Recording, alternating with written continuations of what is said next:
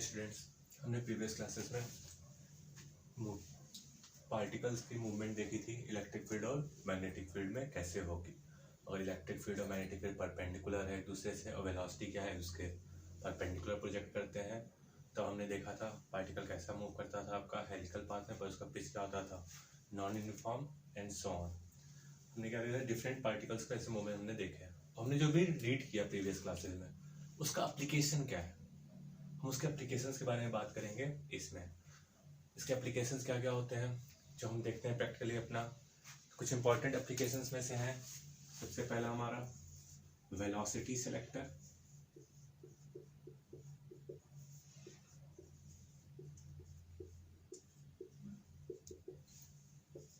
दूसरा हमें जो देखा था मास स्पेक्ट्रोमीटर,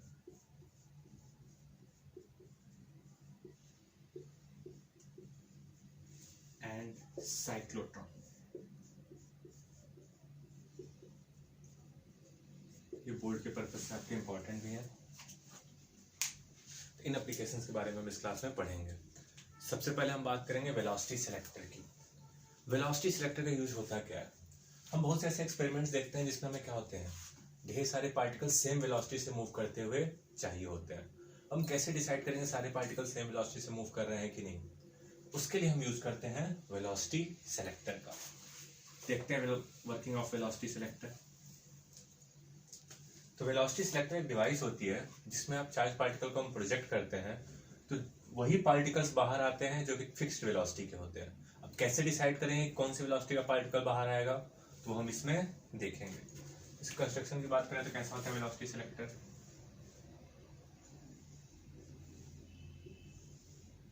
हम करते क्या है, हम इलेक्ट्रिक फील्ड अप्लाई करते हैं।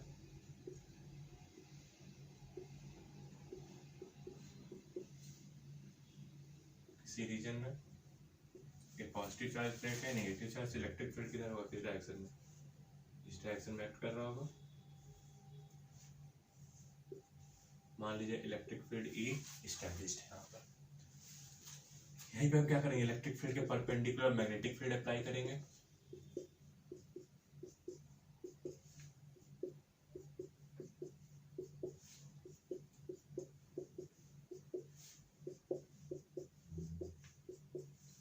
मैग्नेटिक फील्ड का मैग्नीट्यूड मान लेते हैं P।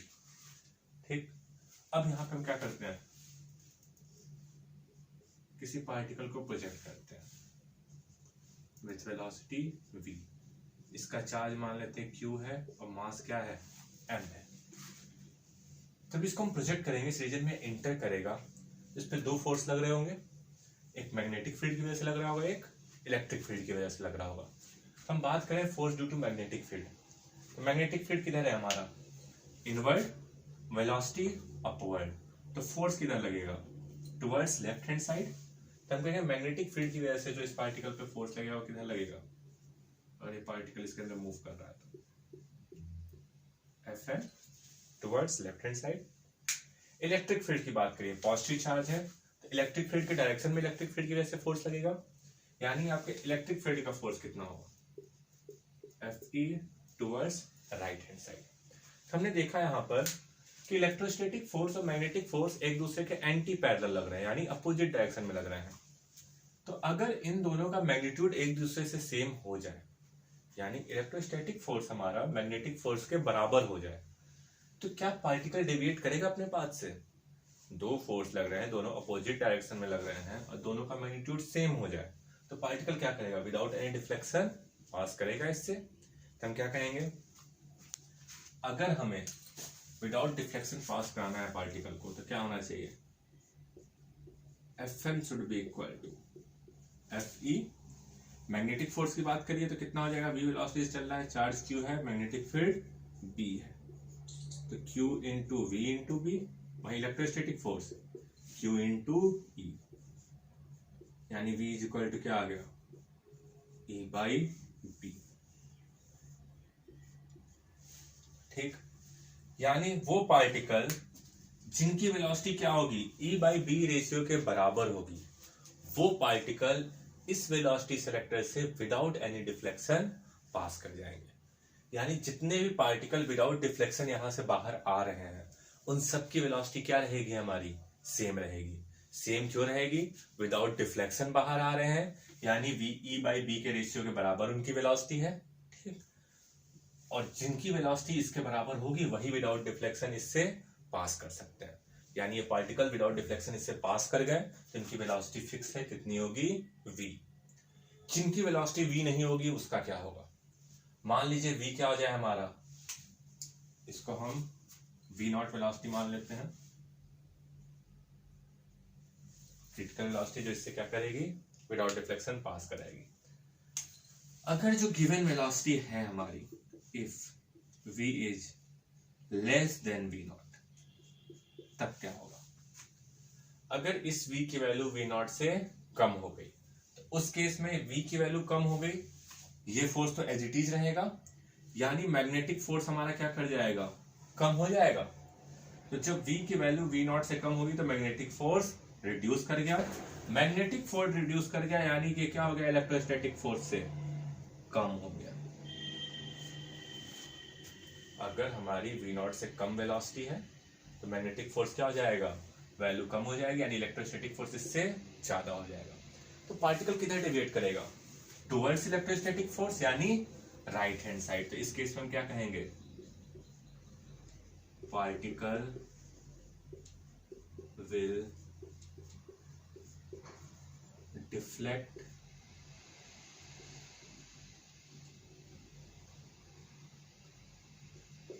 Towards right plate.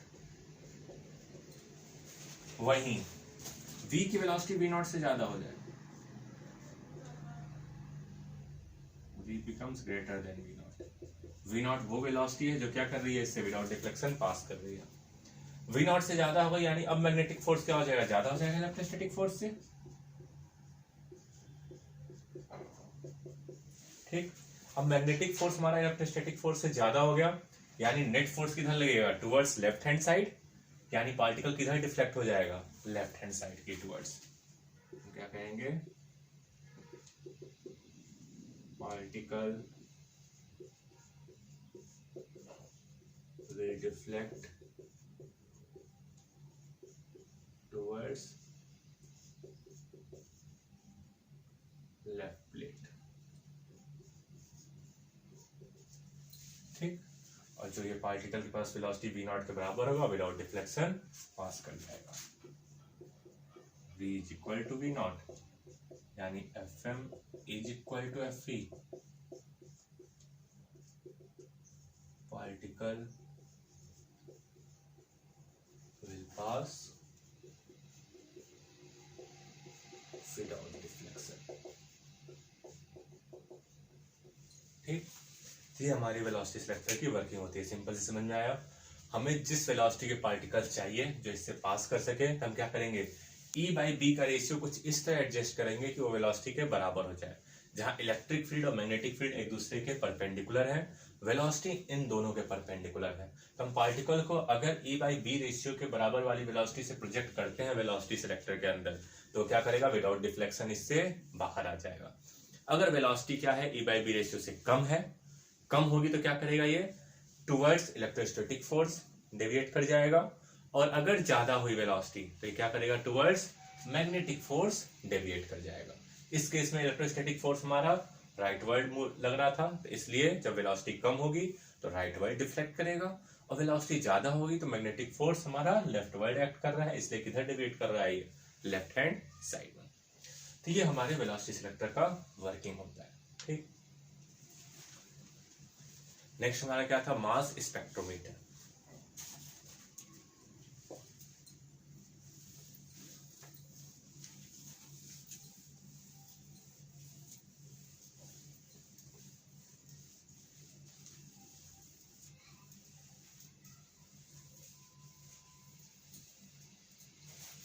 Next बात करते हैं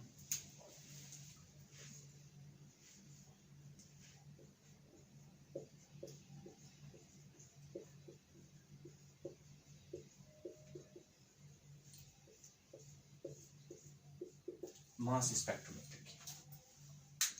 इसमें क्या करते हैं हम, डिफरेंट साइज के पार्टिकल्स के, डिफरेंट मास के पार्टिकल्स को हम क्या करते हैं, एक दूसरे से सेपरेट करते हैं।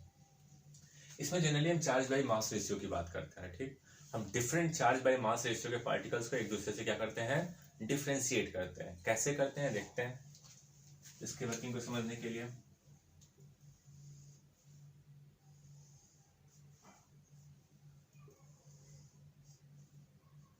सबसे पहले तो हम पार्टिकल्स को वेलोसिटी सिलेक्टर से पास कराते हैं।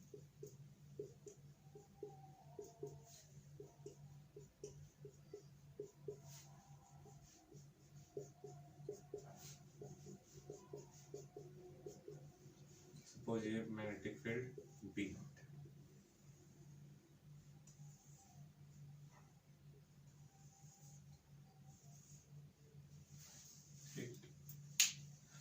वेलोसिटी सिलेक्टर से पास होकर पार्टिकल्स इधर आता है जिनकी वेलोसिटी क्या होती है, सेम।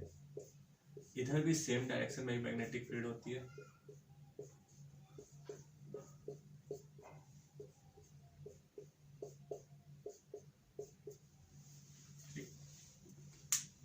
हमने क्या कहा, इसी पार्टिकल को भी वेलोसिटी से हमने प्रोजेक्ट किया, विदाउट डिफ्लेक्शन जो पार कर गया यहाँ पे, इसका मास क्यू है m। ठीक, तो विदाउट डिफ्लेक्शन इसमें आ रहा है, यानी v की वैल्यू जरूर क्या होगी, v will be equal to e by v। ठीक, यहाँ पे b नॉट है तो इसको b नॉट कर लेते हैं। ये जो मैग्नेटिक फील्ड है यहाँ पे हम b अचीव कर लेते हैं। ठीक, अब पार्टिकल जैसे यहाँ पर आएगा, अब यहाँ पे इलेक्ट्रोस्टैटिक फोर्स है नहीं, सिर्फ मैग्नेटिक फील्ड प्रेजेंट है हमारा, तो इस मैग्नेटिक फील्ड के इन्फ्लुएंस में क्या करेगा पार्टिकल, सेमी सर्कुलर पाथ को फॉलो करेगा, डेविएट करेगा अपने पाथ से। अगर पॉजिटिव चार्ज है तो क्या करेगा, यहां से पॉजिटिव चार्ज, वेलोसिटी इधर यानी फोर्स इधर लगेगा, इस डायरेक्शन में डिफ्लेक्ट करेगा। और अगर ये निगेटिव चार्ज हुआ तो पॉजिटिव के अपोजिट फोर्स लगेगा, यानी राइट हैंड साइड में डिफ्लेक्ट करेगा। ये कुछ इस तरह से। ये जो प्लेट होती है हमारी फोटोग्राफिक प्लेट होती है,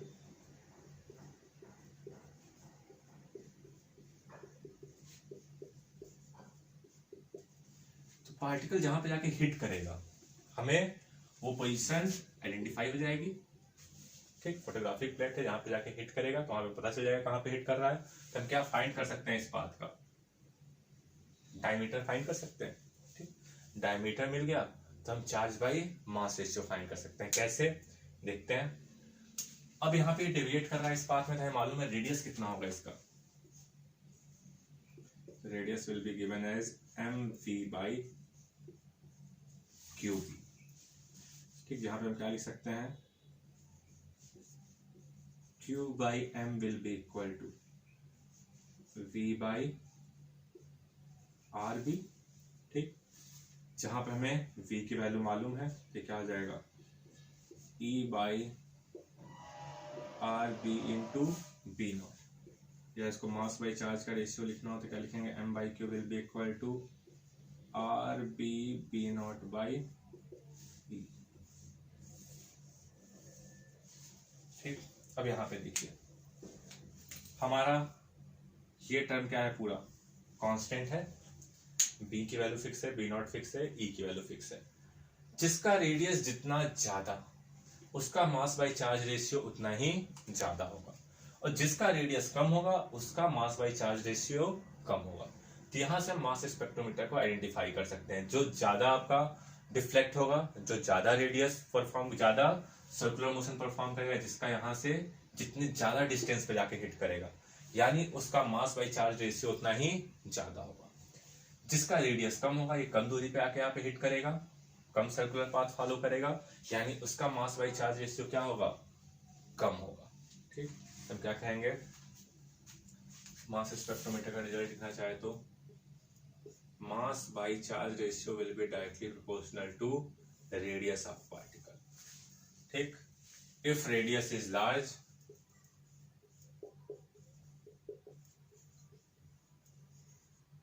तो क्या कहेंगे, mass by charge ratio will be large, and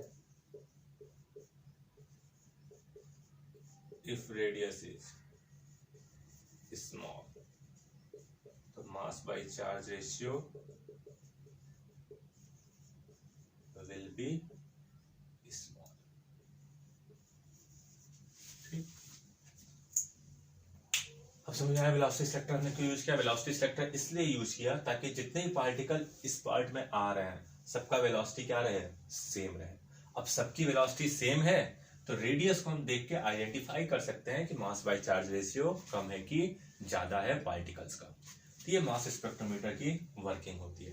initially velocity selector होता है जिसमें हम क्या करते हैं, पार्टिकल्स को प्रोजेक्ट करते हैं। वो पार्टिकल जिनकी क्या होती है, फिक्स वेलोसिटी होती है, E by B के बराबर होती है, वही क्या करते हैं, विदाउट डिफ्लेक्शन इसमें आते हैं। अब जितने भी पार्टिकल इस पार्ट पे आए हैं सबकी वेलोसिटी क्या रहेगी, सेम रहेगी। जो वही पार्टिकल आ सकते हैं जिनकी वेलोसिटी क्या रहे, सेम रहे। अब यहां से इनके डिफ्लेक्शन को देख के हम बता सकते हैं मास बाय चार्ज रेशियो को। जिसका डिफ्लेक्शन जितना ज्यादा, रेडियस जितना ज्यादा डिफ्लेक्शन का, उसका मास बाय चार्ज रेशियो उतना ही ज्यादा होगा। और जिसका रेडियस जितना कम होगा उसका मास बाय चार्ज रेशियो उतना ही कम होगा। ठीक, तो हम यहाँ पे मास बाय चार्ज रेशियो की बात करते हैं। ये चीज ध्यान रखिएगा।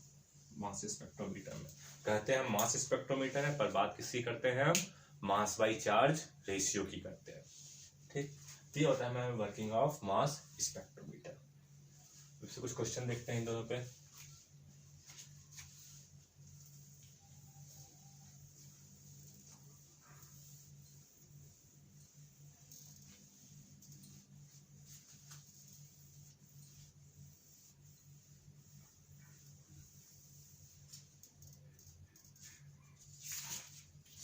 क्वेश्चन कह रहे हैं हमसे,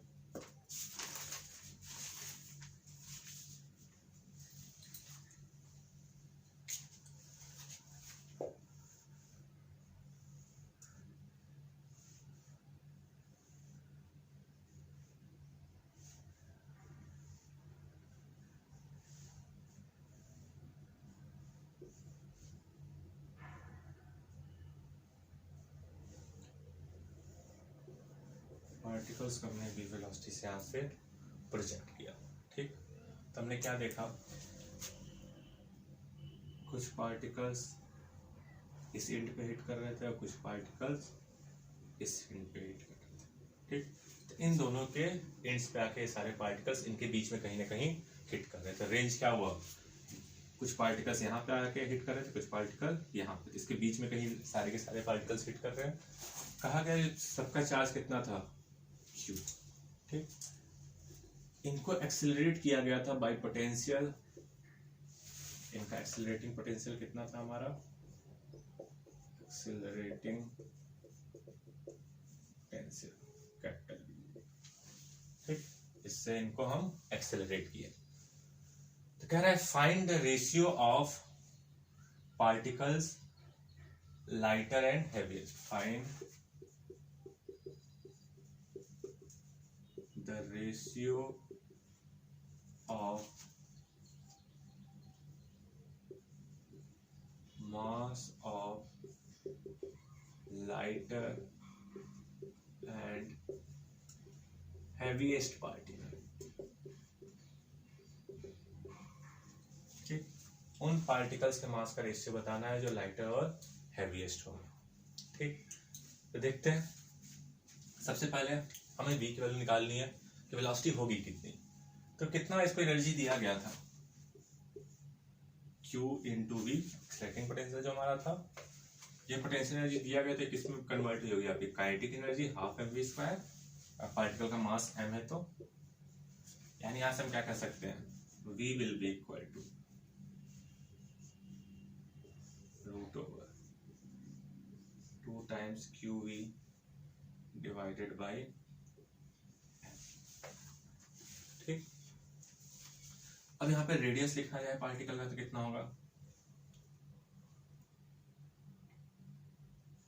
R will be given as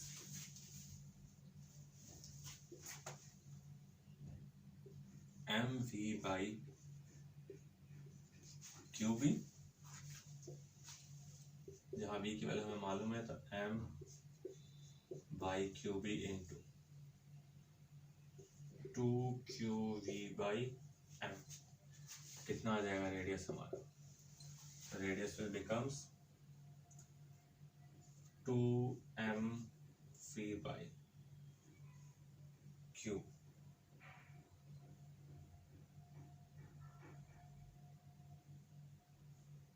one by Q B square का रूट ओवर। ठीक, अब यहाँ पे देखिए एक्सेलरेटिंग पोटेंशियल कांस्टेंट है, चार्ज भी कांस्टेंट है, मैग्नेटिक फील्ड भी कांस्टेंट है। तो यहाँ से हम क्या कह सकते हैं कि m will be proportional to r square, जो एक्चुअली में मास होगा पार्टिकल्स का, रेडियस के स्क्वायर की क्या होगा, प्रोपोर्शनल होगा। हम बात करें हैवियर पार्टिकल की, mass of heavier particle divided by mass of lighter particle, this will be equal to, जो लाइटर पार्टिकल है उसका रेडियस क्या होगा, कम होगा, तो ये कितना हो जाएगा आपका, यहां से आकर डिस्टेंस l पे हिट कर रहा होगा, और हेवीएस्ट पार्टिकल कितना होगा, क्योंकि रेडियस की बात कर रहे हैं, डायमीटर है तो हम इसको l/2 कर लेते हैं, l/2 का स्क्वायर। वही इसका कितना होगा, l plus D divided by 2 का स्क्वायर, यानी कितना आ जाएगा ratio, mass of heavier particle by mass of lighter particle, l plus D divided by l का whole square. This will be the ratio of mass of heavier and lighter particles। ठीक, इसका मास कम, उसका radius कम, ये कितना diameter है इसका, l/2 हो गया। जो हैवीएस्ट होगा ज्यादा दूर जाकर हिट करेगा, मैक्सिमम कहाँ तक गया है, l प्लस डी तक, ये क्या हो जाएगा, l प्लस डी बाई 2 का, इसका यानी रेशियो कितना आ गया हमारा, l plus D divide by l का होल स्क्वायर। ठीक, ऐसे एक और क्वेश्चन देखते हैं।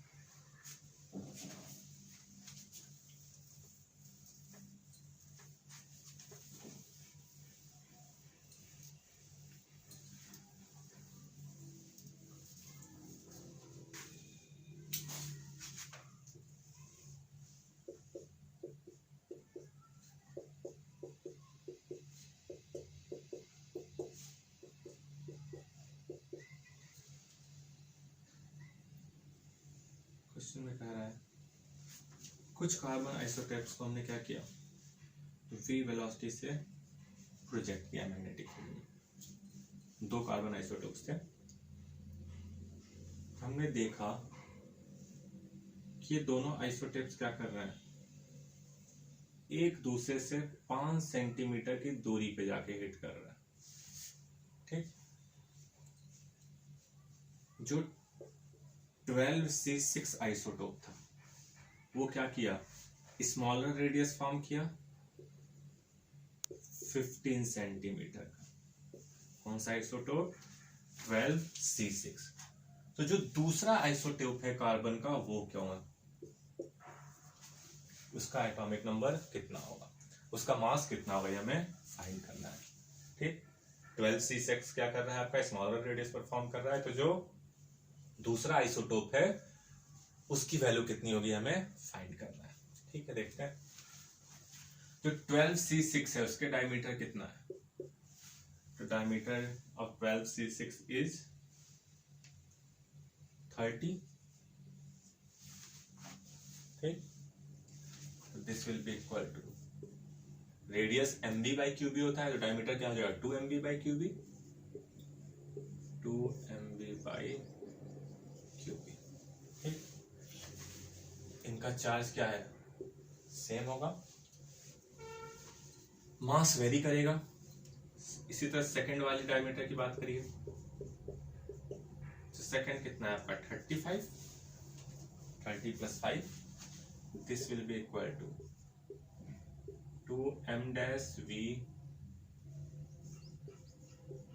By QB. इन दोनों का रेशियो लेंगे हमें क्या मिल जाएगा, 30/35 will be equal to m by m dash. 12 carbon atom है तो इसका क्या हो जाएगा, 12 बाई, इसका एटॉमिक नंबर की बात करते हैं A2, यहाँ पे क्रॉस मल्टीप्लाई कर लीजिए तो क्या आ जाएगा, A2 will be equal to 35 into 12 by 30, यानी कितना होगा इसका 40। तो जो दूसरा कार्बन एटम होगा वो कितना होगा, आइसोटोप 14C6, द आंसर। सिर्फ आपका डायमीटर वेरी कर रहा था, हमने क्या किया, मास का रेशियो निकाल लिया, तो वहां से हमें एटॉमिक नंबर मिल गया। कितना हो जाएगा, 14C6। तो हमने वेलोसिटी सेलेक्टर और मास स्पेक्ट्रोमीटर की वर्किंग देखी। अब नेक्स्ट एप्लीकेशन देखते हैं हम, साइक्लोट्रॉन।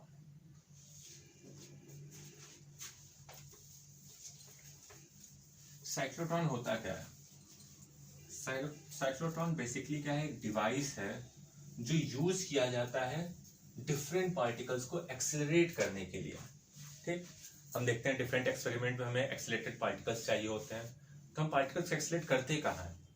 तो साइक्लोट्रॉन वो डिवाइस होता है जो पार्टिकल्स को क्या करता है, एक्सेलरेट करता है अप टू डिजायरेबल वेलोसिटी। जो वेलोसिटी चाहिए वहां तक एक्सेलरेट करेगा, फिर ये क्या करेगा, उस वेलोसिटी के पार्टिकल्स को बाहर इजेक्ट कर देगा। तो हम बात करते हैं साइक्लोट्रॉन की।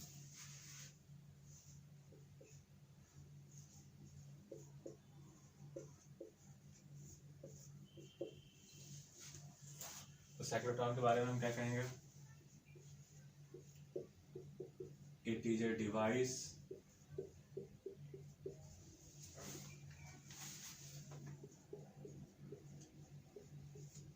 used for accelerating charged particle.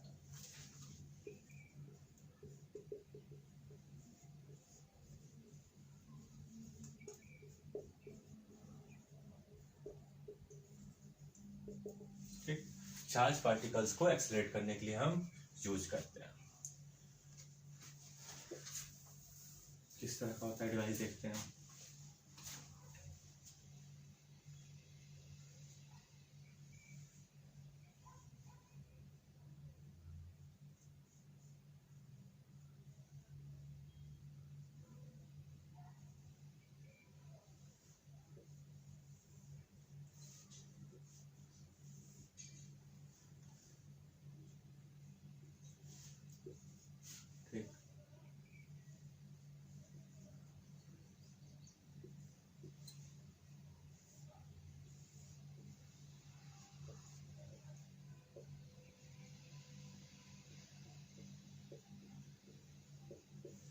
Side से देखते हैं कि ये दो क्या होते हैं, डी शेप डिस्क होते हैं, जिसके अंदर चार्ज क्या करता है, रिवॉल्व करता है।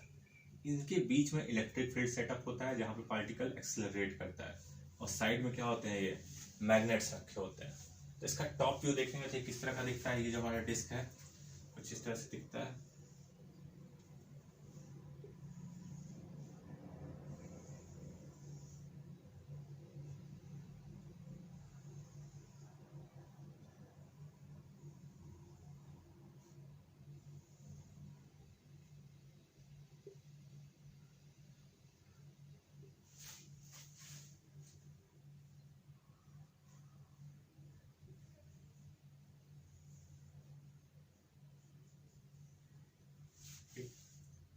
सेंटर पे पार्टिकल रखता है, ठीक, इनके बीच में क्या होगा, इलेक्ट्रिक फील्ड सेटअप रहता है।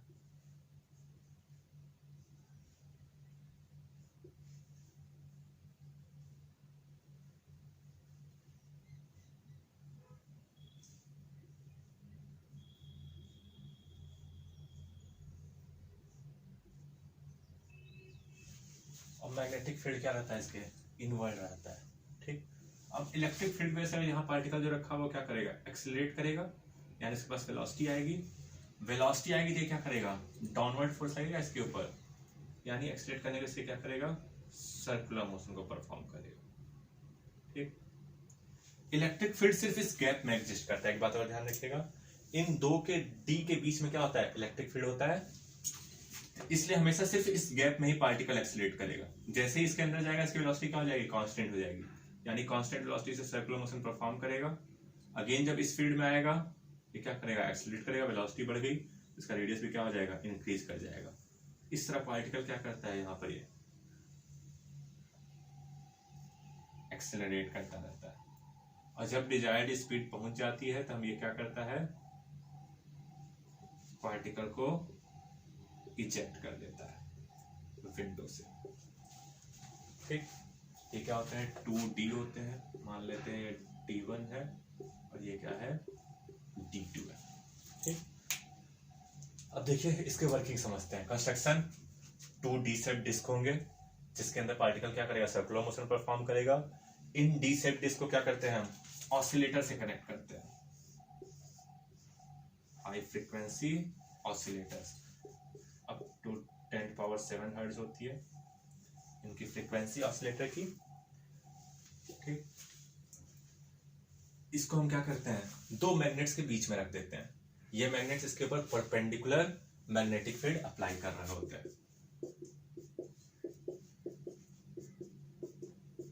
ठीक, इस रीजन में। तो अब इनिशियली जब पार्टिकल सेंटर पे रखा हुआ है, समझिएगा इसको, हमने क्या किया, सेंटर पे पार्टिकल रखा, ये इधर क्या करेगा, मूव करेगा।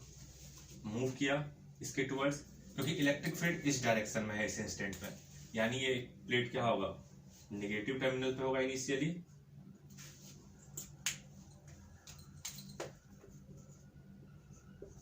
और ये वाला टर्मिनल पॉजिटिव। तो चार्ज पार्टिकल पॉजिटिव चार्ज इसके टुवर्ड्स क्या किया, एक्सेलरेट किया। इस रीजन में एक्सेलरेट किया, इसकी वेलोसिटी क्या होगी, कुछ इंक्रीज की होगी। जैसे ये डिस्क में एंटर करेगा, इसके बाद इलेक्ट्रिक फील्ड इसके ऊपर एक्ट नहीं करेगा, यानी कुछ वेलोसिटी भी आ चुकी होगी, जिसकी वजह से क्या करेगा, एक सर्कुलर मोशन को परफॉर्म करेगा। तो जितने देर में ये अपना साइकिल कंप्लीट करके यहां पर आता है, उतने देर में ये क्या करेगा, अपने टर्मिनल्स को क्या कहिए, अपनी जो इसके टर्मिनल से नेगेटिव और पॉजिटिव चार्ज, इसको क्या करता है, रोटेट कर देता है। ठीक, फ्रीक्वेंसी की वजह से अनदर हाफ साइकिल आ जाती है, यानी जब ये पार्टिकल यहां से निकल के बाहर आता है, तो नेक्स्ट हाफ साइकिल में क्या होता है, इतने देर में ये पॉजिटिव बन जाता है और ये वाला टर्मिनल नेगेटिव बन जाता है। क्योंकि अल्टरनेट हाफ साइकिल चलेगी, ऑसिलेटर लगा हुआ है हमारा, कंटिन्यूअसली अपने पोलैरिटी को ये चेंज करेगा। पहले ये नेगेटिव पोलैरिटी पे था, ये पॉजिटिव पोलैरिटी पे था, जिसकी वजह से पार्टिकल इस डायरेक्शन में एक्सेलरेट किया, इसमें एंटर किया, उसके बाद क्या किया, सर्कुलर मोशन परफॉर्म किया। तो जितने देर में ये हाफ साइकिल कंप्लीट करके यहाँ पर आएगा, इनकी पोलैरिटी क्या हो चुकी है, रिवर्स हो चुकी है, यानी ये वाला टर्मिनल अब नेगेटिव बन गया है, ये वाला पॉजिटिव बन गया है। तो जैसे ही इस रीजन में चार्ज आएगा, तो ये अगेन क्या करेगा, एक्सेलरेट करेगा, यानी इसकी वेलोसिटी क्या कर जाएगी, इंक्रीज कर जाएगी। अब वेलोसिटी इंक्रीज कर जाएगी तो रेडियस भी क्या करेगा, इंक्रीज करेगा, कि रेडियस होता है क्या है हमारा, mv/qb। ठीक, तो हमने देखा कि इस रीजन में अगेन ये एक्सेलरेट किया, जब दोबारा ये डिस्क D2 के पास आ रहा है, तो उस इंस्टेंट पे इसकी वेलोसिटी क्या कर चुकी है, इंक्रीज कर चुकी है, क्योंकि इस रीजन में एक्सेलरेट कर चुका है ये। तो रेडियस भी क्या कर जाएगा, इसका इंक्रीज कर जाएगा, क्योंकि रेडियस क्या है, डायरेक्टली प्रोपोर्शनल। ठीक, रेडियस इंक्रीज कर गया, तो अगेन अभी क्या करेगा, अभी इलेक्ट्रिक फील्ड यहीं तक है, अब कांस्टेंट वेलोसिटी से यहाँ पे इस रेडियस को परफॉर्म किया। जब ये वापस हाफ साइकिल कंप्लीट करके यहाँ पर आएगा, उतने ही देर में अगेन इसकी पोलैरिटी क्या करेगी, चेंज कर जाएगी, यानी ये फिर से नेगेटिव हो जाएगा और ये क्या हो जाएगा, पॉजिटिव। ठीक, तो अब जब ये बाहर आ रहा है, तो नेगेटिव हो चुका है, तो ये अगेन एक्सेलरेट करेगा, एक्सेलरेट किया, यानी जब यहां से चल के यहां पर आएगा D1 के पास, तब तक इसकी वेलोसिटी क्या कर चुकी होगी, पहले से ज्यादा हो गई होगी, तो अगेन इसका रेडियस क्या करेगा, इंक्रीज कर जाएगा। अगेन जब ये हाफ साइकिल कंप्लीट करके यहां पर आएगा, तो अगेन पोलैरिटी चेंज हो जाएगी, इस तरह ये क्या करेगा, एक्सेलरेट करता रहेगा और रेडियस इंक्रीज करता रहेगा इसका। जब हमारे डिजायर्ड वेलोसिटी को ये अचीव कर लेगा, तब ये क्या करते हैं, इस विंडो से बाहर आ जाता है। ठीक, अब इसमें एक चीज का हमें ध्यान रखना होता है, क्योंकि हम कह रहे हैं जितने देर में हाफ साइकिल कंप्लीट कर रहा है या हाफ रिवॉल्यूशन कंप्लीट कर रहा है, उतने देर में इसकी पोलैरिटी भी क्या कर जानी चाहिए, चेंज कर जानी चाहिए। यानी जब पार्टिकल यहाँ पे मूव करके आ रहा है, अगर पोलैरिटी चेंज नहीं हुई, तो ये पार्टिकल एक्सेलरेट नहीं करेगा।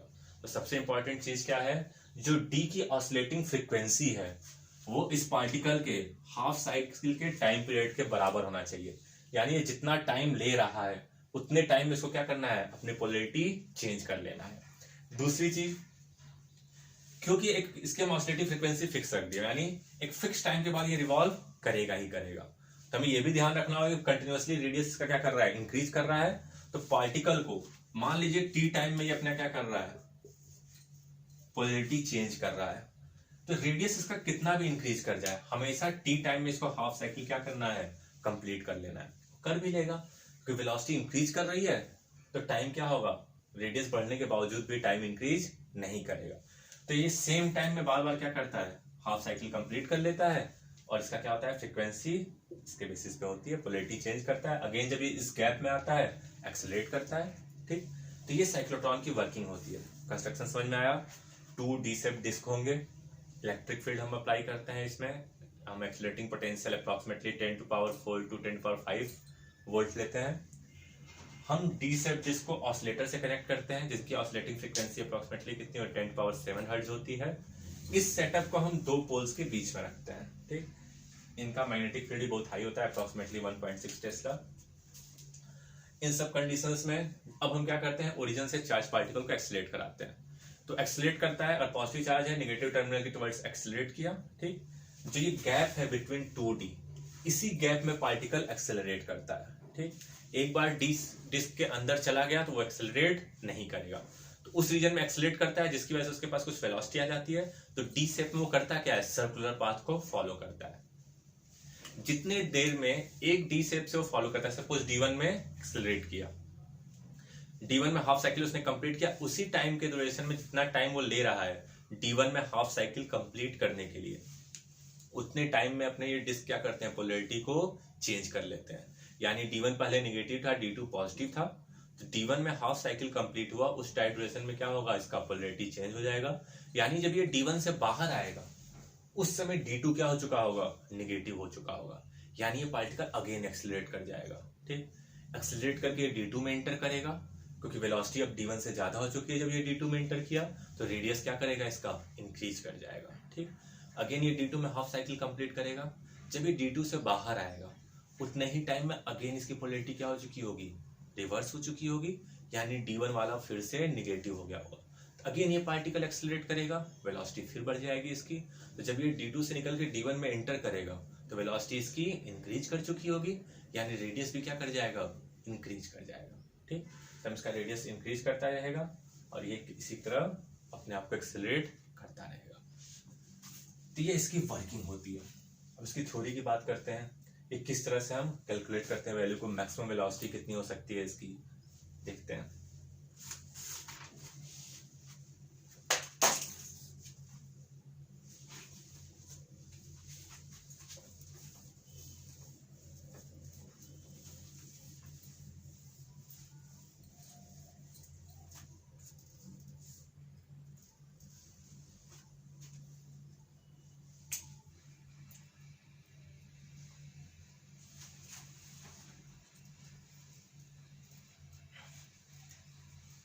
देखिए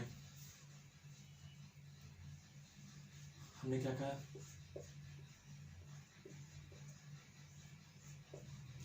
रेडियस पार्टिकल का कितना होने वाला है, mv/q। फ्रीक्वेंसी की बात करें पार्टिकल की तो कितनी होगी, f will be equal to 1/t, जहाँ t क्या होता है 2πm/qb, यानी 2πm/q। अब क्योंकि चार्ज इस पार्टिकल का है, फिक्स है, मैग्नेटिक फील्ड कांस्टेंट है, मास को भी हम क्या मानते हैं, कांस्टेंट मानते हैं, यानी फ्रीक्वेंसी क्या रहेगी इसकी, कांस्टेंट रहेगी। तो हमने क्या कहा था कि इस पार्टिकल को डी शेप पे क्या करना है, सेम टाइम में हाफ रिवॉल्यूशन को कंप्लीट करना है।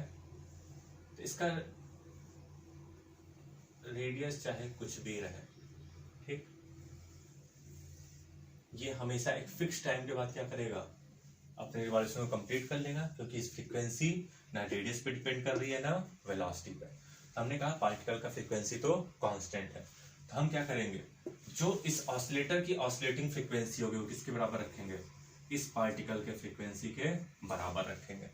अगर ऑसिलेटर की फ्रीक्वेंसी ये है तब तो एक फिक्स टाइम के बाद क्या करेगा, पोलैरिटी चेंज करेगा, उतने ही टाइम ड्यूरेशन में पार्टिकल भी अपना हाफ रिवॉल्यूशन कंप्लीट कर लेगा। ठीक, तो पार्टिकल कंटिन्यूअसली क्या करता रहेगा, एक्सेलरेट करता रहेगा। मान लीजिए जो डी शेप डिस्क है इसका रेडियस कितना है, r है। ठीक, हमसे पूछा जाए मैक्सिमम वेलोसिटी कितनी होगी, तो ये कब तक आपका ऑसिलेट करता है, तब तक ये रेडियस r तक ना पहुंच जाए, इसके बाद जगह ही नहीं है तो उससे ज्यादा आप इसको एक्सेलरेट नहीं करा सकते। तो मैक्सिमम r तक जा सकता है। तो मैक्सिमम वेलोसिटी की बात की जाए तो v max will be given as r/b/m। ठीक, यानी काइनेटिक एनर्जी कितनी होगी, तो kinetic energy max will be equal to half m v max square, यानी r square q square b square by 2m। This will be the maximum kinetic energy of the particle। ठीक, समझ आया? Radius कितना होगा इसका, mv/q भी, जो continuously क्या है, वेरिंग है। फ्रीक्वेंसी इस पार्टिकल की फिक्स है, यानी एक फिक्स टाइम के बाद क्या करेगा, ये हाफ रिवॉल्यूशन कंप्लीट कर लेगा। ठीक, तो अगर ऑसिलेटर की फ्रीक्वेंसी इसी के बराबर है तो जब ये हाफ रिवॉल्यूशन कंप्लीट करके आएगा उतने देर में पोलैरिटी चेंज हो जाएगी, और पोलैरिटी चेंज हो गई तो पार्टिकल कंटिन्यूसली एक्सिलरेट करता रहेगा। फ्रीक्वेंसी कितनी होनी चाहिए ऑसिलेटर की, इसी के अप्रॉक्स होनी चाहिए। ठीक, तो ये इसका थ्योरी वाला पार्ट हो गया। पर साइक्लोट्रॉन की कुछ लिमिटेशंस भी होते हैं। लिमिटेशंस क्या होते हैं? सबसे पहली लिमिटेशन हमें यहीं पे दिख रही है, हमने फ्रीक्वेंसी को कांस्टेंट माना है। क्यों? क्योंकि हम मास को क्या मान रहे हैं, कांस्टेंट मान रहे हैं। पर हमने पढ़ा हुआ है कि मास कांस्टेंट नहीं होता है, वेलोसिटी के प्रोपोर्शनल होता है। जैसे जैसे वेलोसिटी इंक्रीज करेगी मास भी क्या करता है, वेरी करता है। कैसे वेरी करता है?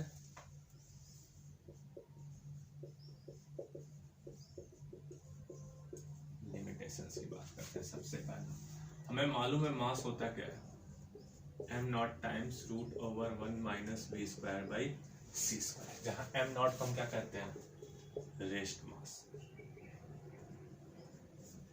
अगर वेलोसिटी c के प्रोपोर्शनल हो गया तब आपका मास क्या करेगा, वेरी करेगा। ठीक, ये वैल्यू 1 से कम होती जाएगी, ये वैल्यू डिक्रीज करेगी तो मास क्या करेगा, इंक्रीज करेगा। यानी फिर फ्रीक्वेंसी कांस्टेंट नहीं रह जाएगी। यानी जो पार्टिकल को हमने माना था कि टी टाइम में वो हाफ रिवॉल्यूशन कंप्लीट कर लेगा, पर मास बढ़ जाएगा, उस केस में क्या होगा, अब मास बढ़ रहा है तो फ्रीक्वेंसी होती क्या है हमारी, qb/2πm। ठीक, मास बढ़ेगा तो फ्रीक्वेंसी क्या करेगी, कम हो जाएगी। फ्रीक्वेंसी कम हो जाएगी, ये ज्यादा टाइम लगाएगा, मतलब डी के अंदर। अब डी के अंदर ज्यादा टाइम लगाएगा तो मान लीजिए टी टाइम में इसको बाहर आना है, पर ये टी टाइम में इस डिस्क से बाहर नहीं आ पाया। ठीक, तो ये अभी इसके अंदर ही है, तभी पोलैरिटी क्या हो चुकी है, चेंज हो चुकी है। यानी जब ये बाहर आएगा तो उतना एक्सीलरेट नहीं कर पाएगा जितना करना चाहिए। ठीक, मे भी हो सकता है कि इसका जब तक ये बाहर आए तो अगेन पोलैरिटी चेंज हो जाए तो ये डीएक्सीलरेट भी कर जाए। ठीक, तो क्योंकि अब जो टाइम टेकन बाय पार्टिकल है कंप्लीटिंग हाफ रिवॉल्यूशन, वो time taken by dees to change its polarity इसके बराबर नहीं रह जाएगा। क्यों नहीं रह जाएगा? फ्रीक्वेंसी वेरी कर गई, मास ज्यादा हो गया, फ्रीक्वेंसी वेरी हो गई, यानी ये ज्यादा टाइम लगाने लगा, यानी जितने देर में पोलैरिटी चेंज हो रही है उतने देर में वो बाहर नहीं आ रहा है, तो हम पार्टिकल्स को एक्सेलरेट नहीं कर पाएंगे। तो ये सबसे बड़ी दिक्कत है कि मास क्या होता है, कांस्टेंट नहीं होता है। तो हम क्या कहेंगे, when velocity increases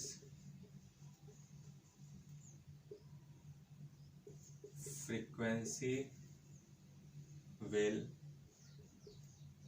decrease, hence particle will take longer time to complete its half revolution। और ये भी नहीं कि सिर्फ एक ही बार वेरी करेगा, जैसे जैसे वेलोसिटी वेरी करता जाएगा मास वेरी करता जाएगा, मतलब मास क्या हो जाएगा, हमारा वेरिएबल हो जाएगा। डिफरेंट वेलोसिटी के लिए मास डिफरेंट होता जाएगा, तो आप इसके टाइम को ट्रैक नहीं कर पाएंगे, कितना टाइम लगेगा इसके हाफ रिवॉल्यूशन कंप्लीट करने में। इसलिए बहुत ही ज्यादा हाई वेलोसिटी तक हम इसको नहीं वर्कआउट कर पाते हैं। ठीक, तो सबसे पहली दिक्कत ये हो गई। दूसरी प्रॉब्लम क्या होती है, जो हम इलेक्ट्रोमैग्नेट यूज करते हैं उनकी कैपेसिटी क्या होती है, फिक्स होती है, लिमिटेड होती है। यानी अब उससे ज्यादा अगर आपको बी की वैल्यू रिक्वायर्ड है, यहाँ पे अगर मैग्नेटिक फील्ड और ज्यादा रिक्वायर्ड है तो आप अप्लाई नहीं कर पाएंगे, और आप यूज भी करना चाहेंगे तो बहुत ज्यादा हाई इलेक्ट्रोमैग्नेट्स हो जाएंगे, तो बहुत ज्यादा बल्की हो जाएगा डिवाइसेस, तो उसको यूज करना थोड़ा टफ हो जाएगा। तो सेकेंड लिमिटेशन क्या है,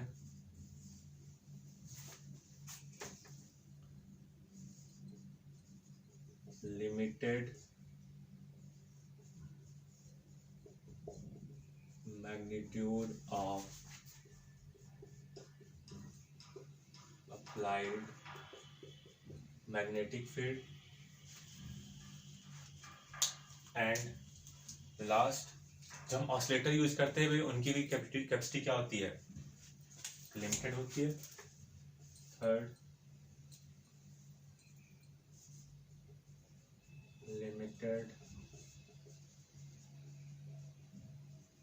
फ्रीक्वेंसी ऑफ ऑसिलेटर, यानी एक फिक्स लिमिट ही तक हम क्या कर सकते हैं, पार्टिकल्स को एक्सेलरेट कर सकते हैं।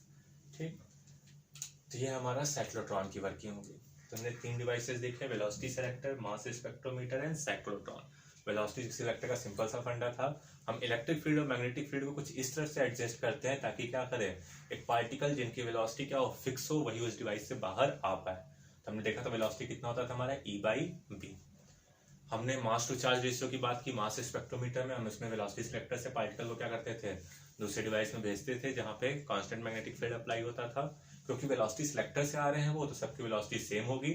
उसके बेसिस पे हम क्या करते थे, जिसका रेडियस ज्यादा होगा डिफ्लेक्शन का, उसका मास बाई चार्ज रेशियो ज्यादा होगा, और जिसका रेडियस कम होगा उसका मास बाई चार्ज रेशियो कम होगा।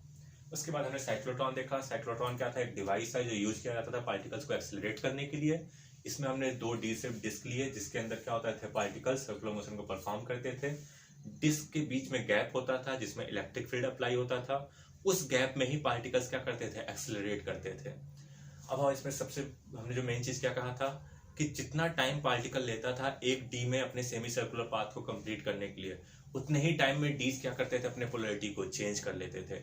जिसकी वजह से जब भी पार्टिकल गैप में आता था तो हमेशा वो क्या करता था, एक्सेलरेट करता था। ठीक, उसकी वेलोसिटी इंक्रीज करती थी, रेडियस भी इंक्रीज करती थी, but time taken by charge particle to complete half revolution हमेशा क्या रहता था, फ्रीक्वेंसी के बराबर होता था ऑसिलेटर के। इसलिए वो कंटिन्यूअसली ऑसिलेट आपका एक्सेलरेट करता रहता था। जब वो रिक्वायर्ड वेलोसिटी को अचीव कर लेता था तो क्या करता था, बाहर इजेक्ट कर दिया जाता था डिवाइस से। लिमिटेशंस क्या थी, क्योंकि मास क्या होता है हमारा, हमने फ्रीक्वेंसी को कांस्टेंट माना था क्योंकि मास को हमने कांस्टेंट माना था, पर बहुत ही ज्यादा हाई वेलोसिटीज के लिए हमने क्या कहा, मास कांस्टेंट नहीं रह सकता है, मास वेरिएबल हो गया, यानी पार्टिकल्स की आपका फ्रीक्वेंसी भी क्या कर गया, वेरी कर गया। यानी time taken by particle to complete half revolution increase कर जाएगा, यानी अब वो मैच नहीं करेगा बाई जो आपका डी शेप डिस्क है उनके पोलैरिटी चेंज से, time duration in changing their polarity. अब ये टाइम एक दूसरे से डिफर कर गया, तो मे भी जब पार्टिकल उस गैप में पहुंचे तो एक्सेलरेट ना कर पाए। एक्सेलरेट नहीं कर पाएगा तो हमारा डिवाइस वर्क नहीं करेगा। हम जो मैग्नेटिक आपका मैग्नेट यूज करते थे वो भी एक फिक्स्ड मैग्नीट्यूड की यूज कर सकते हैं, लिमिटेड होती है। फ्रीक्वेंसी ऑफ ऑसिलेटर भी क्या होता है, लिमिटेड होता है। इसलिए हम जो एक्सेलरेटिंग पार्टिकल्स के जो वेलोसिटी यहाँ से हम यूज कर सकते हैं, जो हम अचीव कर सकते हैं, वो क्या होती है, लिमिटेड होती है। ठीक, तो ये हमारे डिवाइसेस थे और इनकी वर्किंग। नेक्स्ट क्लास में हम आगे और देखेंगे इस चैप्टर के बारे में। आपको अगर यहाँ पे कहीं कुछ डाउट है तो आप कमेंट सेक्शन में पूछ सकते हैं।